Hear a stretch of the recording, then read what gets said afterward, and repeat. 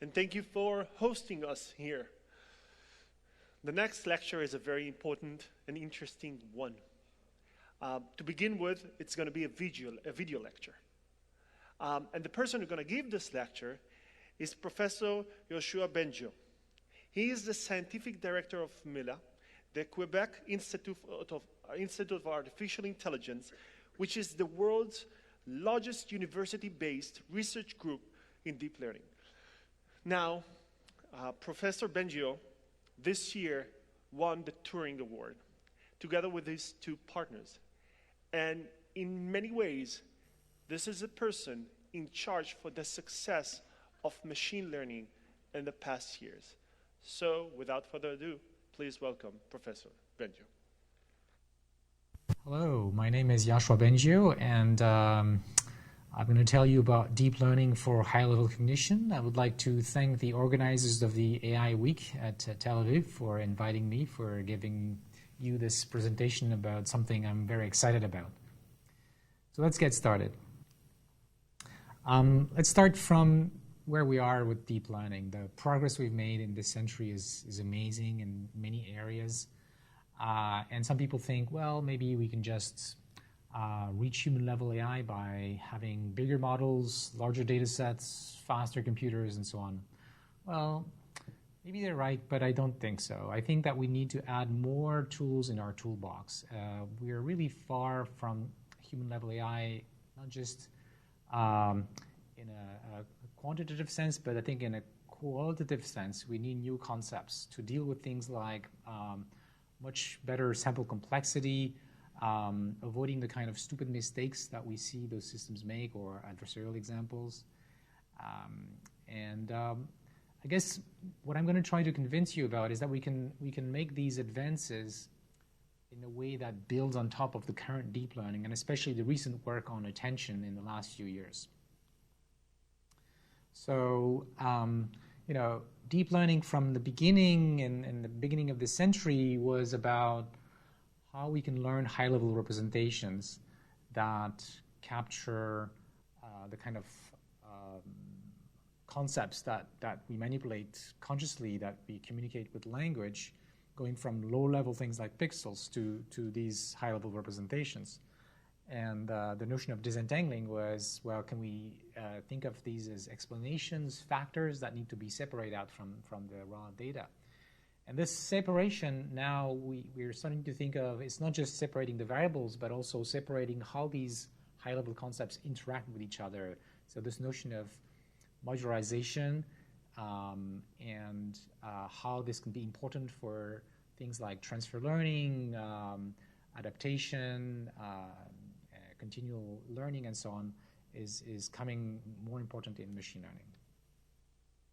So one of the tools that I think will be very important in these advances that I'm going to talk about is attention. In particular, we've made a lot of progress with what is called soft attention, context-based or content-based attention. It's been a revolution for machine translation. In 2014, we discovered a way to use this attention mechanism to select some, in a soft way, some pieces of information in the input part of processing for machine translation. And actually, it turned out that it's a crucial tool. For example, most of the current state-of-the-art in NLP uses attention mechanisms, self-attention transformers. Many people have heard about that. But we also have work showing that it can really make a difference to deal with long-term dependencies, and it helps us to think about the way neural nets operate, not just as transformations on vectors, but transformations on sets. And I'll tell you later that it may also enable higher level cognition of the kind that we usually associate with consciousness. So to talk about consciousness, I think it's good to introduce a notion of system 1 cognitive tasks and system 2 cognitive tasks. So system 1 are the things that deep learning does well right now, the things that are intuitive, that we can't easily express with language, habitual behaviors. We can do these things very fast, in like half a second. But system 2 are the things where I think deep learning needs to expand, things that classical AI was trying to achieve. usually involving a sequence of steps that we're conscious of, so we can explain them, we can write a program. Planning is usually, conscious planning at least, is of that kind, and often involves logic and so on, and it takes a lot more time to do these things. So one of the things I'm going to try to argue as well is we need somehow to combine these two things. And one area where it shows nicely is in grounded language learning, where you're both trying to learn about language, about how to communicate ideas, which is more system 2, in fact, and doing it in a way that is grounded in an understanding of how the world works. So modeling, for example, the transition operator, the dynamics of a system.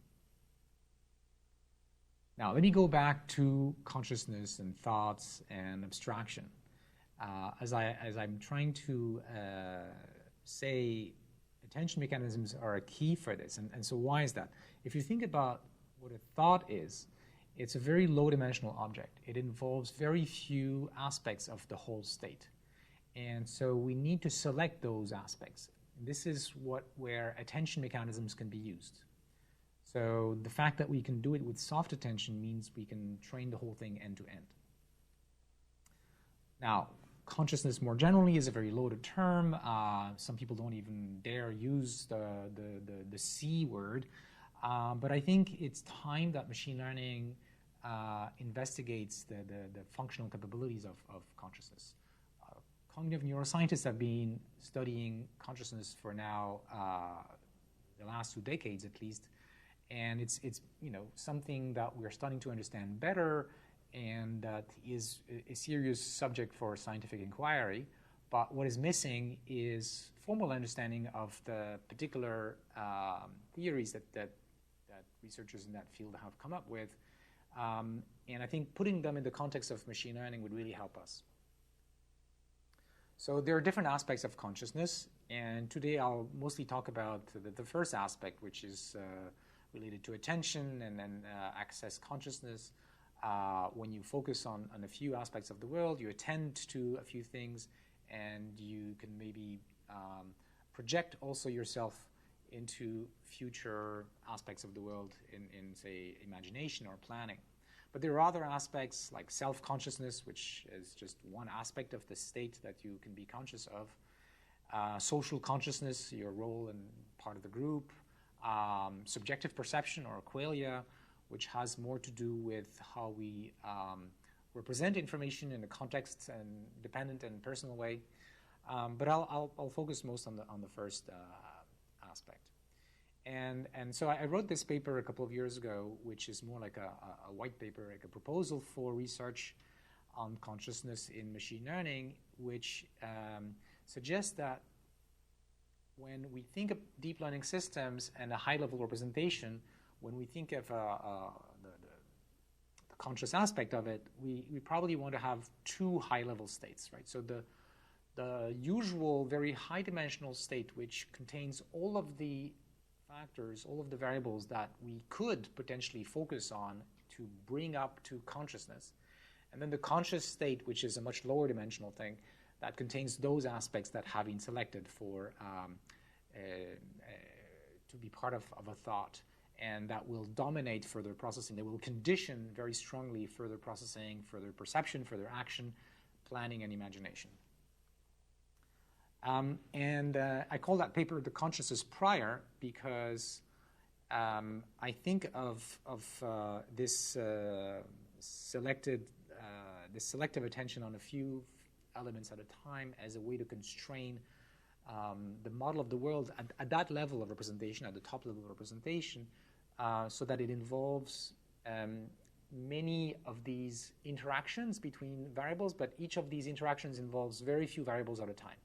And in graphical models parlance, you can express this with the notion of a sparse factor graph. So the joint distribution P of V, where V is the vector of all the variables at the top level, can be broken down into the product of these potential functions phi k, where each phi k is a function that involves only a few of the elements of the vector V. So it's a subset of the elements. So the attention mechanisms select these subsets for each of those interaction factors. So there are, of course, connections between these ideas and language. In fact, I believe that the mapping between those high-level representations and those conscious thoughts and language is almost immediate, that there's a very, very simple relationship. You can almost map a sentence to a thought. And so a good idea probably is to learn jointly how to think and plan and imagine at that level at the same time as learning to represent sentences and language and so on. And I think this will help us build more powerful language models. So part of the effort in that direction is some work we presented at the last iClear called Baby AI platform, where we consider a synthetic reinforcement learning environment for an agent that has to accomplish a mission stated in natural language. And the agent has a partial view of the world. This is sort of like the grayed area in the figure. And it tries to find a policy that will be applicable to achieve a particular goal that's given in natural language, like put the blue key next to the green ball. And the language in which this is expressed is very rich. It's compositional, and we have a series of gradually more complex types of tasks that form a kind of curriculum. Now, this discussion about how we can break down knowledge into pieces and how this can be useful from a machine learning point of view, in addition to putting a regularizer on the representation at the high level, I think can help generalization in an even more powerful way. And that has to do with how we can generalize beyond the training distribution. So nowadays in machine learning, it's a very common question that people ask. How do we deal with data that is non-stationary? You know, classical learning theory tells us about generalization when the test distribution is the same as the training distribution.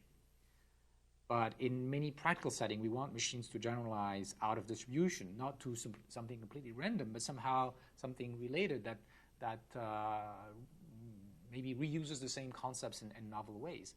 And humans are actually very good at that.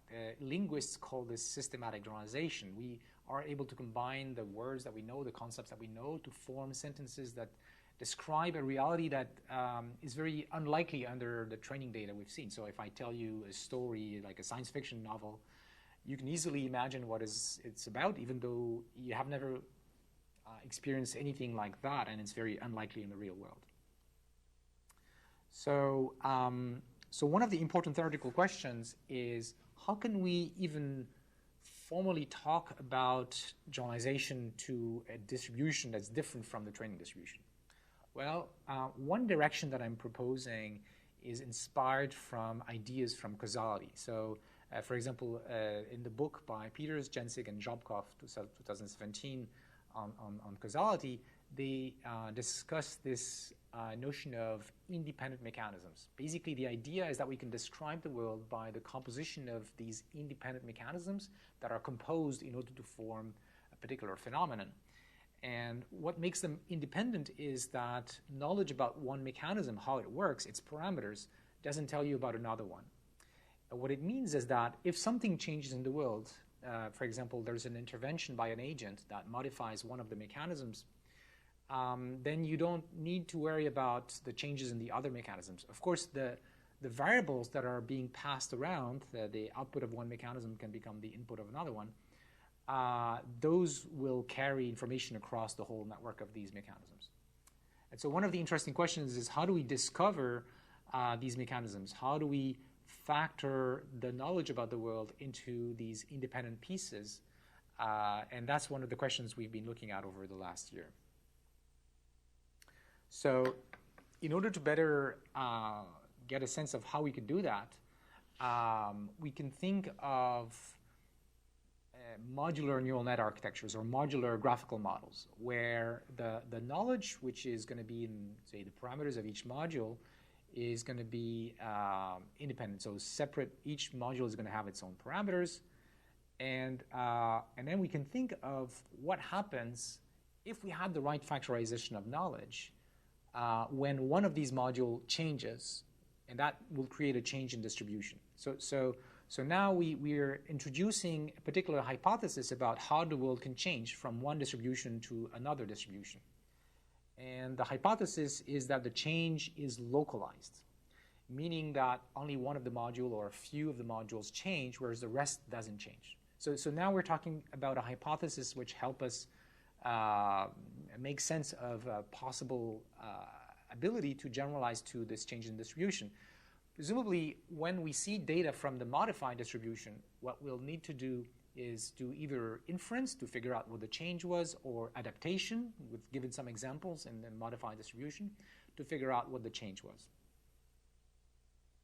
So we have a paper that's been online now since last February called a Metatransfer objective for learning to disentangle causal mechanisms, which is precisely trying to explore this idea in the very simple context of learning the causal dependencies between two random variables, A and B. So is A cause of B or B cause of A? In addition, in this paper, we consider the scenario where we don't even observe the two variables. We observe two other variables that contain the same information, but somehow the content of A and B have been mixed up, and we only observe the mixed up data.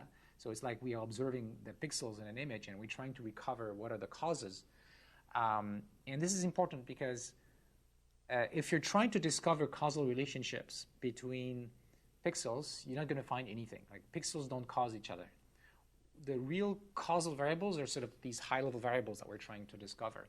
And so we need to learn a mapping, like an encoder, from the sensory level to these high-level variables. So what we're trying to do is jointly figure out what is the right mapping and what are the right relationships between those variables, which is cause, which is effect, and what are the conditional dependencies between them.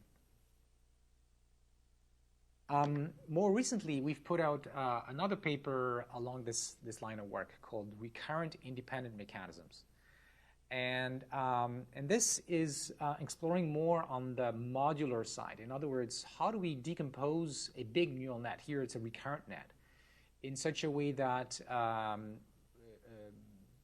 the computation can be broken down into these independent mechanisms that each evolve over time according to its own dynamics, and where the communication between those modules is highly constrained, is very sparse, and also it's dynamic. So depending on the current input, depending on the current state of the system, maybe it's the first module sending information to the second one, or maybe it's the third one sending information to the fourth one.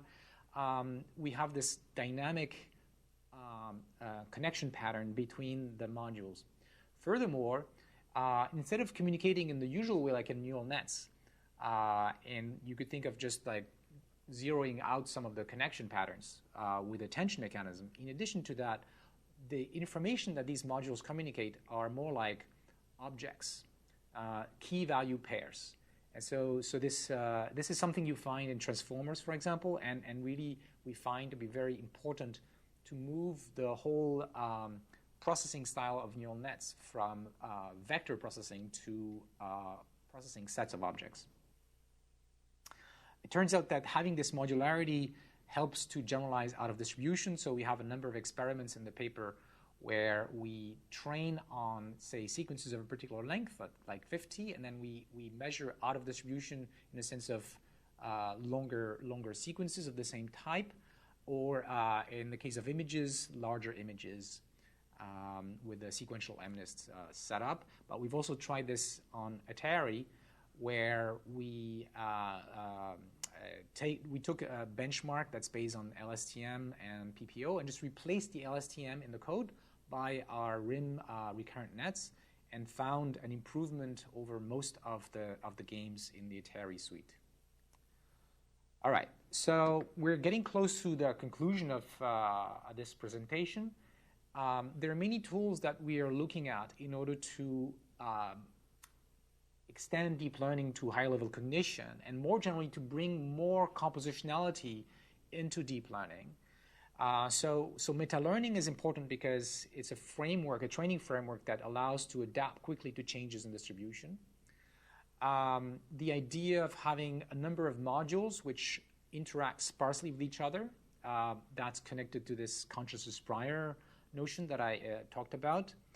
The idea that the high-level variables are causal variables, at least for some of them. And so we can take advantage of these changes in distribution, thinking about them as the result of interventions by agents.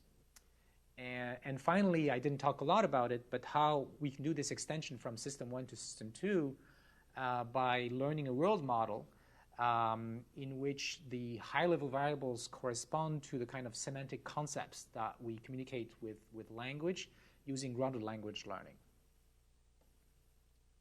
So this is the end of my presentation. What you see here is a photo of the group of researchers at Mila. Thank you very much.